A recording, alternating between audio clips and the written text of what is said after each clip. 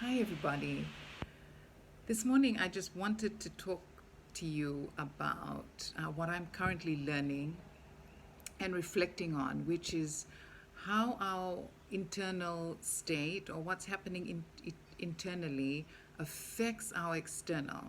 And I was reading something about this, and it went as far as to say it dictates. Okay, it dictates what's happening in your external. A very simple example could be the peace, or what peace are you feeling in yourself? Because when we're not at peace and we're unsettled, it comes out in what we say, it comes out in how we behave, it comes out in how we speak to our children. Some of you may be staying with family members, with your siblings, with your parents, and it's mainly the people around us that we hurt the most. But take a moment, because we often think, okay, this external situation is really making me angry and frustrated. Actually, can I challenge that thinking and say, maybe it's our internal state that is making that situation that way?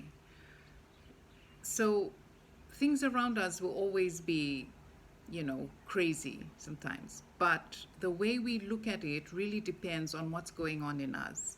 So I can look at my children fighting, for example, or arguing, which happens more often than not now when we're just all together in this closed space. But I can look at them, they'll be fighting, and then I can come at that with an energy that just builds on that. So I can come on them and I can start shouting and I can start screaming, and that adds to their frustration, leaves me feeling more frustrated.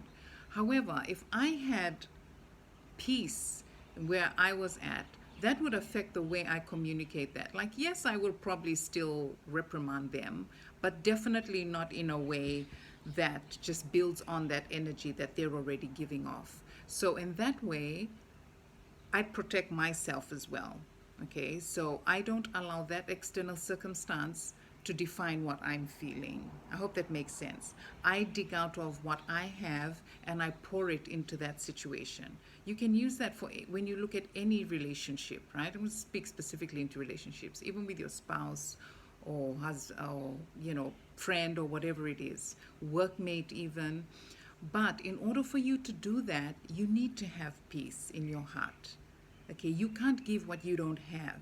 So again, it comes back to that whole approach of how are you improving you? And if you don't have that peace, if you're always reacting in that kind of way, how can you get more of that? Do you need to spend more time in the quiet? Do you actually need to deal with some things that you're holding on to that is causing you to be in that state?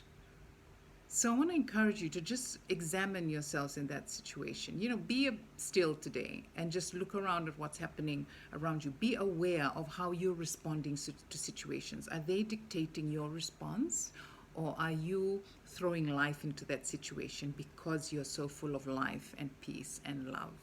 Okay?